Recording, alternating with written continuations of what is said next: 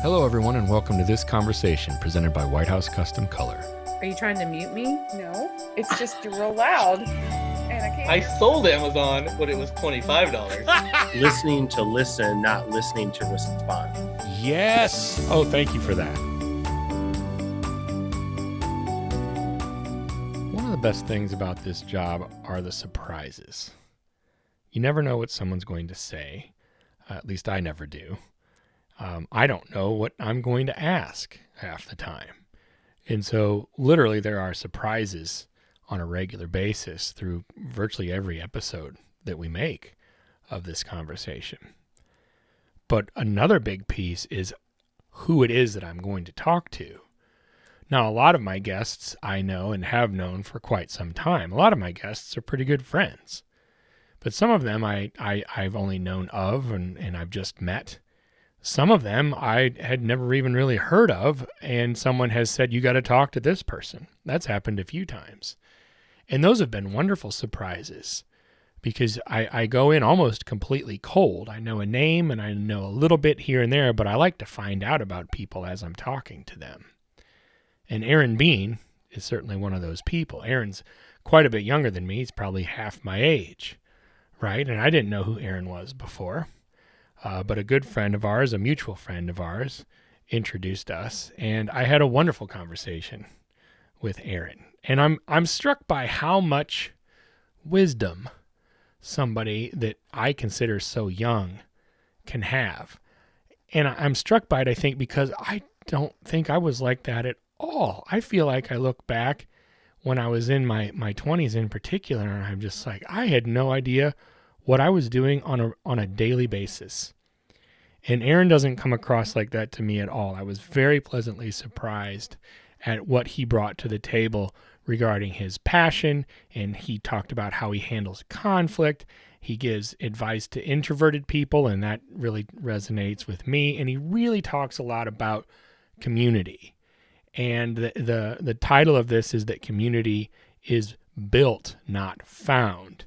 And I think that in and of itself is extremely profound, especially for today's day and age. And I hand it to Aaron for bringing that concept to me and really hammering it home. Enjoy this one. He's pretty great. Aaron Bean. Hey. Where are you from? Well, I grew up in Richmond, Virginia. Oh, I didn't know. Yeah, but I currently live in Chicago, Illinois, and I've been there for the past 9 years. So you're a Chicagoan now. Chicagoan. I'm so Chicagoan that today on my way down here, I said that I'm going to Southern Illinois. Yeah. Well, okay, so we should start off real fast by saying that we are in the same room. Yes, we are. We are literally approximately 7 or 8 feet away from each other. But we're doing this via Zoom anyway, so that the format is the same and that we can be recorded on video. Anyway, that's out of the way, but that's what's up. It's a little strange. It's a little different. First time for this, but I like it. Tell me more about yourself then. Richmond to Chicago. What do you do in Chicago? I am a wedding photo filmmaker. I do photos, I do videos, and I also have a production company that I'm building to do more videos because I really like video.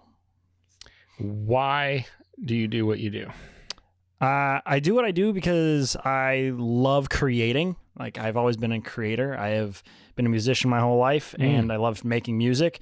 And then I got a camera once and started making dumb videos in my parents' front yard. And then I was like, I really like making videos. So then I started making videos. And then someone was like, do you want to film my wedding? And I was like, well, that's interesting. Okay, let's do that. So I did that a few times and went, this is really great because I'm a hyperly extroverted, super social person. Oh, yeah. And so I got to meet a bunch of people on a day that everyone's happy. Right. And I was like, this is fantastic. For the most part, yeah. I love this. Everyone's happy. And I get to make a video about love and it's great. So weddings are your jam. Weddings are my jam. You're born to do this. Yeah. I typically, in normal times, I would meet 150 to 200 new people every single weekend. I was like, this is great. Yeah. Now it's down to 30, but still great. Right. Yeah. Right. I just had this conversation with my mom the other day. She said, she said she's an introvert. And I said, I'm an introvert too. I can do the extrovert thing. But I'm the guy at the I'll go in the corner at the wedding and sit at my table and eat cake. And if people come over, I'll talk to anybody. Like, I don't care who it is. But I'm not out making it happen. You're the guy out making it happen. Yeah, I'm on the dance floor and I'll be screaming at the people, dance more. Right. And I'm the guy in the corner saying, don't look at me and tell me to dance, because I'm going to be like, I'm not going to dance. Yeah, that's fair.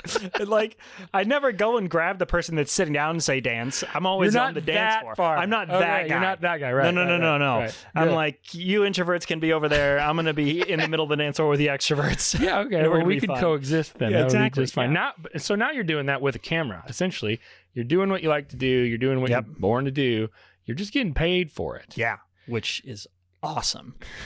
It's great when your passion becomes your career, not just a job. Like, this is my career. It just, you have so much fun and it becomes your life. Really quick though, along those lines, how do you keep? Okay, so a lot of people I know, not a lot of people, but a lot of people I have spoken to have said things like, I used to love photography, fill in the blank. I used to love music. I used to love this, that, or the other thing. It was my hobby. It became, it was a passion. It became my job. It became my career at the time. And then after X amount of years, I couldn't stand it anymore. And now I'm fine if I never pick up a camera again. Because once I transitioned into needing to do it, right, in order to eat, it became a burden. And that, maybe that happens fast for some people, or maybe that's like a trickle that over time becomes this heavy burden or this big weight. How do you avoid that?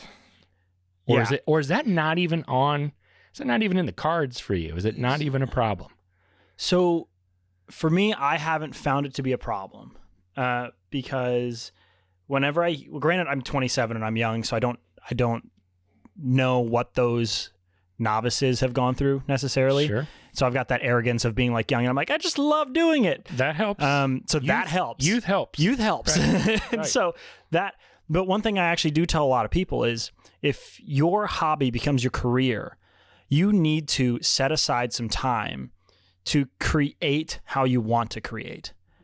And so if I had the opportune, or like if my dream video was making a basketball video, or something, or like a really fun basketball video, but you do weddings, it's like, okay, you figured out how to make money, but now you have to still make time for making that basketball video. Right. Because if you don't fuel that passion, eventually it's just going to die. What does your basketball video look like? Is it wedding videos? I don't know. It's like, I don't do basketball videos, but if someone else does. Well, but what I mean to say is, like, so in you're doing wedding videos to make the money. Is that also your passion? Like, we talked about that, but are they one and the same for you? They're kind of one and the same, which is really lucky for me. I kind of landed in that because I like making videos in general. My Instagram stories can get obnoxious sometimes because I'm gonna find that out. Yeah, I will post like mad. I mean, there's one time I had, I think, a 5-minute story about how to make the proper PB&J sandwich, because PB&J sandwiches are the best. And so I just love creating. I love just making a video and putting it out in the world and saying, like, here's my thing. And luckily with weddings, it is that I get to create something, but then it's meaningful to a lot of people. Tell me about community now. You mentioned that's what we were going to discuss a little bit. And what were you saying? Community? Yeah. So I always say community is built, not found. Okay. I have seen a lot of people move into a new city, or let's say starting a new job, and they're like, oh, I just can't find X, Y, or Z. Right. And I truly believe it's not someone else's responsibility to make you feel included. You have to create that space for yourself. Okay.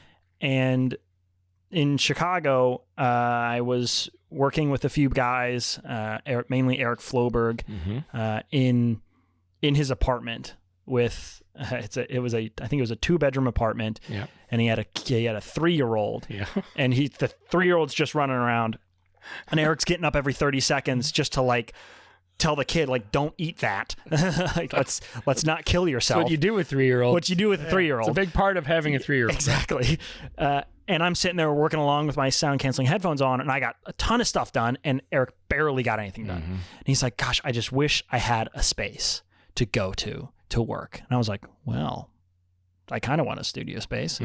I would love a space to go work, mainly to be in the city, because at that time I was living in the burbs of Chicago.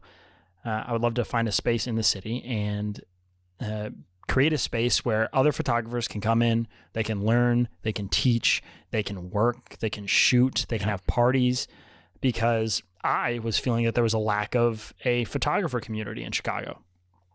So Which sounds crazy. Right. To me, it does. Right. Yeah.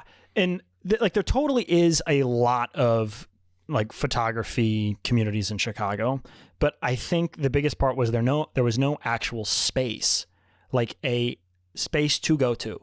We had a bunch of Facebook groups where we'd meet up with every once in a while. Like we had this one called the Breakfast Club, where we would all go get breakfast like once a month. But that always felt like, oh, it's just a bunch of random people going, and then we get breakfast and we talk about like the really heated topics, and then we leave. And there was no actual community. It was just like, it was like the highlights of people's month or something, right? Which some of them would be controversial and some of them wouldn't be. Right. And so I was like, how can we find or create a space where it's incredibly inclusive, where anyone can come in and do anything they want, but also get fueled by others and where they can work and they can be productive. So then myself, Eric Floberg, Mike Williams, and Gene Yoon all decided to create a studio space where that could be possible. It was a 900 square foot studio space in Ravenswood, Chicago. That's like the neighborhood in Chicago. But and where we have a shooting space, we've got a huge projector we've had people come in and do like video calls. We've had graphic designers work out of there. We have people come in and rent the space from us to work from, kind of like a WeWork. And it's mainly just a space for me to work out of and then cultivate community. You essentially made it happen. Yeah. Well, you built a community because you wanted one. Yep. So you built one. Mm-hmm. How do you handle conflict? Oh, you look at it right in the face and you talk about it. Like we've got the thing about the four of us in the studio space is we are all different people, the owners specifically, and even some of the members who come in. One of my best friends, Jesse Schrader, he sits directly next to me, and we couldn't disagree more on everything. I mean, it is music and politics and how to make a film and what is a film and what is art. Like, we disagree highly on all those, but he's one of my best friends. And so we sit down. How is that possible in today's climate? All right, that's right. You need to tell everybody how you sit next to somebody every day that completely disagrees with you on all that stuff, politics included, and you're both still alive. I'm assuming he's still alive. Oh, he's still alive. Oh, yeah. I see that you are. I'm alive, yeah. He's actually not... have to text him back about a job tomorrow. Okay. How do you handle that? You look at the person and you say, look, no matter what you think about, no matter what your opinions are, like, you can have them. You're allowed to have them. And it's not my right to tell you whether or not to have them. It's your right to have them. And we can sit across I've always said, like, I want to be able to sit across the room for anyone I disagree with and be able to have a beer with you and just disagree with you the whole time, but still be like, hey, but at least this beer's good. Like, and be able to sit. Silver lining. Yeah, exactly. Right. It's and so Jesse and I, like, we disagree on a lot of things, but that's not the point. The point is that we're friends. And the point is, like, we can have a community that is more than those things, which is about pushing each other forward and, like, taking our differences and making it the thing we create greater, whether it be friendship or videos or photos. If this is all the case, all right, let's say that everything that you're saying is spot on. It doesn't sound like rocket science. You would think, because it's not rocket science. Then why isn't it happening? Because people don't simply sit across the table from each other and talk. Is it the keyboard warriors? Is it? Yeah. I have the anonymity of my computer in my basement in the dark, and I can say whatever I want, and I'm not worried Exactly. of repercussions. Exactly. That's the piece. It's that, and the other part of I'm sitting like in my Maserati, Yeah. just on my phone, Yeah. and I can text my uncle X, Y, or Z. Yeah. Or I can tweet my neighbor like X, Y, or Z. Mhm. It's you're not simply willing to be human with someone, or American at that point even. Just Yeah. sit across from the table and say, hey, we might disagree on things, but that's okay. And that's what keeps pushing this world forward. And actually our disagreements and our unique qualities will help push whatever we create further. So in Jesse's case, he's an incredible director of photography. And so I'm not as good as he is in that aspect. And so like I brought him on for a job a couple months ago and he made it incredible. Everybody needs a good DP. Everyone needs a good DP. Let me tell you. Spielberg would tell you that, I think. Yeah, it's exactly. Yeah. And like, again, like we just disagree on a lot of things, but we're willing to just be like, push those aside and be like, look, we are brothers. Like we've gotta overcome those differences because that's what is actually progressive and what is actually pushing the envelope forward. Well, those are interesting statements. So here's what I was thinking about earlier, because, all right, you're an extrovert. We covered that. Mm-hmm. Your advice for community is essentially build it. They're built. They're not found. But you're an extrovert, right? That's like, to me, that's like a contractor saying, oh, you need a house? You just build a house. Well, you're a contractor, so you know how to build a house, so you're comfortable building a house. You're an extrovert, so you're comfortable building a community. Mm-hmm. What if I'm not an extrovert? Because I'm not. Mm-hmm. What if I'm not? But I would. So my argument is community is beneficial regardless of whether you're an introvert or an extrovert. In fact, it might even be more beneficial for introverts sometimes. But I would say that it's probably objectively harder for an introvert to get all excited about building a community, even though they may need one. Mm-hmm. What's your advice to an introvert asking for a friend? Right. I would say find the thing that you love most and then finding the people who love that thing as well and asking them to join you on a ride. One of my really good friends, she's a crazy introvert, loves books. So she has an Instagram and posts a lot about her books. And then people message her, oh my God, I love that book. Right. And then she's like, well, then let's talk about that book. And they talk about it. And then they go off and they read their books by themselves. And so you can find commonalities in the things you love. Yeah. Because that is what is actually important. One of the Creative Club Chicago, one of our owners is an introvert. He didn't create the space to always be in a party with a bunch of people and dancing around. He created it to have a space to work and then to sometimes have parties.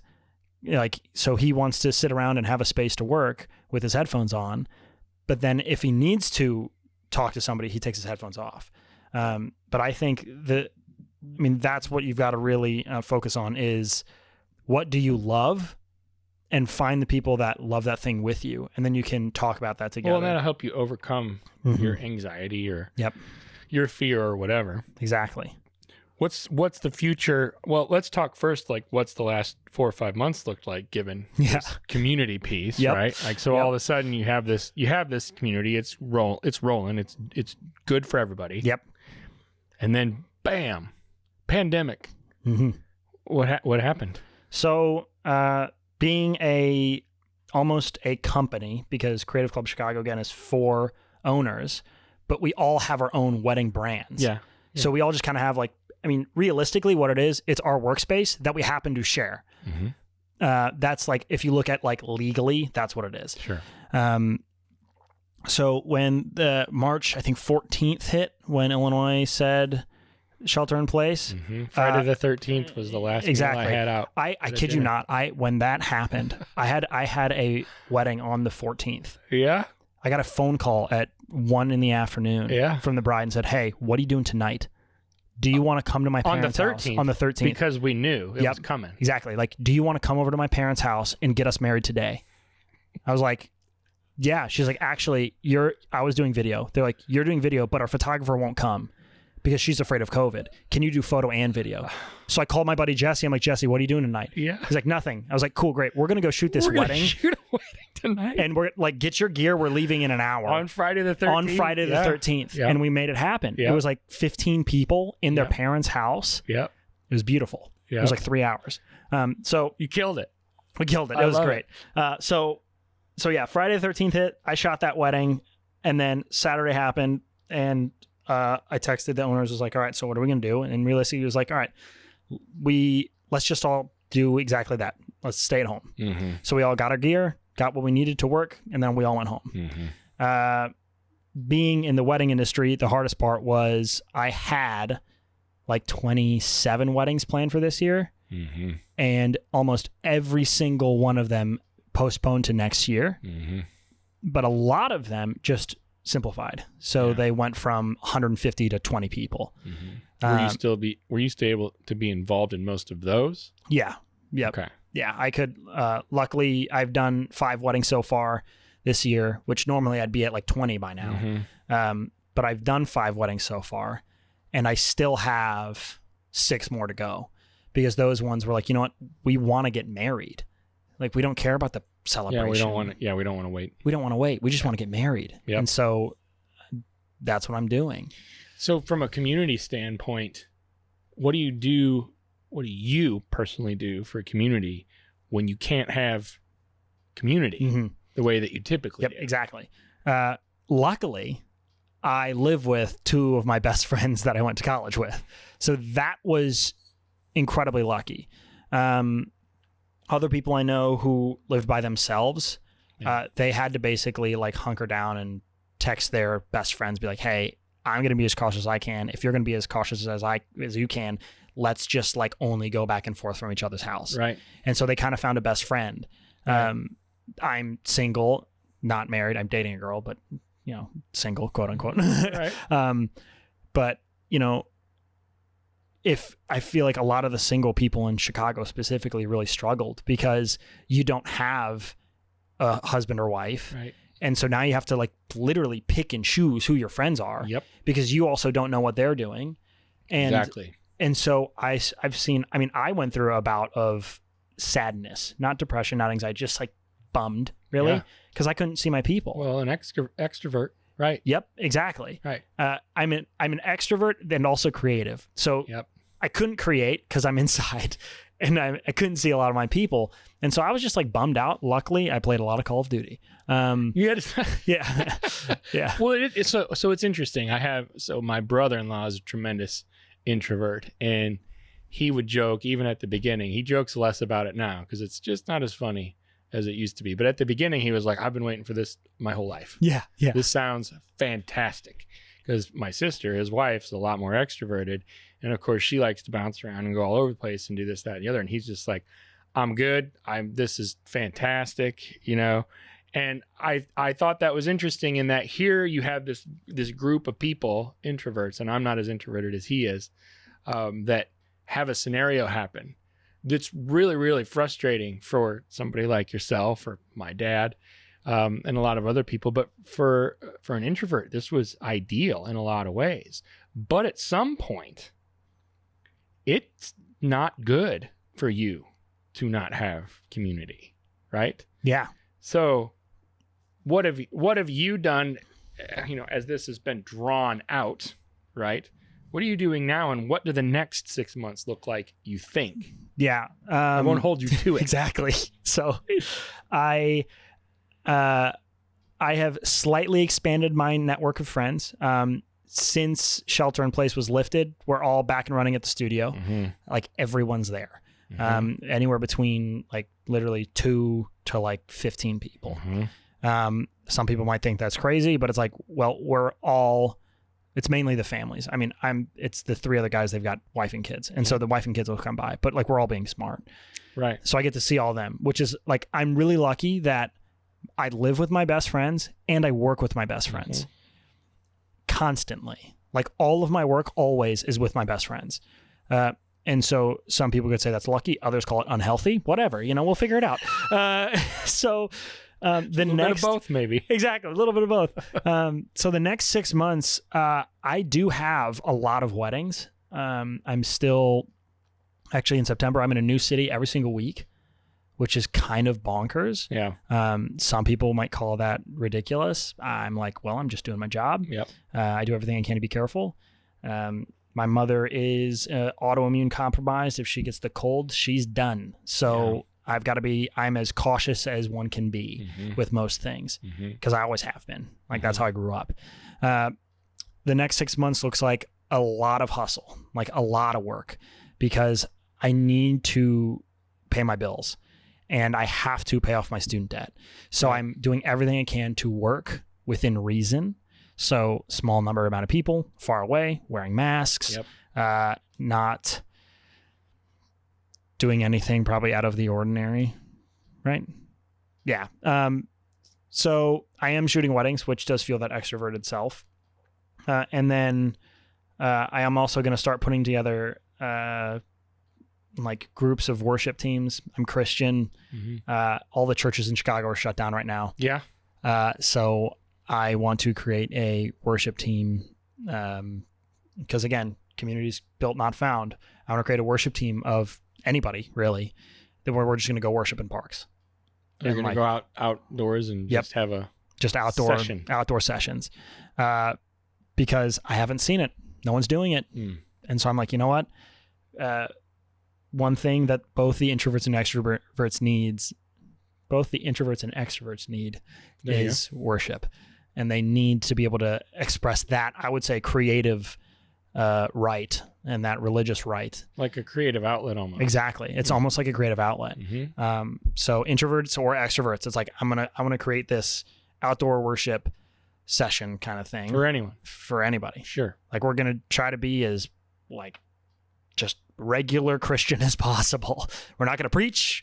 We're not going to have messages. We're just going to be like, here's some worship music. You can put your mask on if you want. And then we're going to worship. Regular. Yeah. Yeah. We're not going to say anything crazy. Just a regular guy doing regular stuff. But a lot of it is making, like, in the next 6 months, making sure that I'm fueling myself with either a friendship or having intentional time with a friend, like just actually sitting down and be like, okay, we're not going to talk about work. We're not going to talk about coronavirus. We're not going to talk about politics. We're going to talk about like what fuels you and what fuels me and how we can help each other in any way, shape, or form. I like it. Oh, it sounds refreshing. Yeah. Like, you have to do that. Yeah. Like, introverts and extroverts, you have to be able to talk because you have to be able to think, because talking is thinking. Yeah. And you have to be able to sit down with somebody and talk. So that's ultimately what I'm doing in the next 6 months. It's just like being more intentional with friendships. It's, since I know now off of Instagram stories who's been smart and who hasn't. Right. Like, you know exactly who you can trust. There it is. And so there is a large list of people I trust, a small list of people I don't trust. Yeah. And I will have like, I'll go have a beer with them outside, like 6 feet away. Yeah. Like, no problem. I'll have them over for dinner if I know they've been quarantining themselves as much as possible. No problem. Because that's how we have to look at this right now is how can we still be normal, but with restrictions, because we need to be smart. We need to be cautious, right? But we cannot let ourselves die. We cannot let our creative self die, our introverted or extroverted self die. Yeah. We have our personalities. We have to like feed that. We've gotta. Well said. Yeah. Community is built. Yep. Not found. Exactly. And you've got to focus on it. If you're waiting around for it. Yep. Grab a hammer. Yeah. Yeah. Well, get to work. Yeah. And get to work. I mean, some people think like just because I'm an extroverted that it's just the natural thing. I'm like, well, I don't know if that's the natural thing, because I, as an extrovert naturally, I don't like planning. Right? Isn't that a thing? Well, sure. I think that's like one of those things. That means or you're maybe not an it's extrovert? maybe it's like an Enneagram thing. I don't know. One of those things. You're I don't know twisting those my brain things. up now. I do not know those things. I don't either, but I know people that know them. Yeah. And I know people that tell me what I am. Exactly. And yeah. All the time. All the time. Yeah. I got people And to tell then me what I people am. give me letters. You're these letters. yeah. And then sometimes, no, I don't have any disrespect for any of that stuff. I've seen value in a lot of exactly. that There's stuff. a lot of value. But It's really cool. I think what's funny about it sometimes is when someone tells you your letters Mm-hmm. for whatever, and then you don't know, like, I don't know what FJSH means. Yeah. And then they look at you like, how do you not know? What? Yeah. You're an FJSH. It's so apparent that how do you not know? And I don't know what it is. Yeah, if that's what I am, that's what I am. Exactly. Then But I don't know all that stuff. Yep. Exactly. I can't speak Enneagram.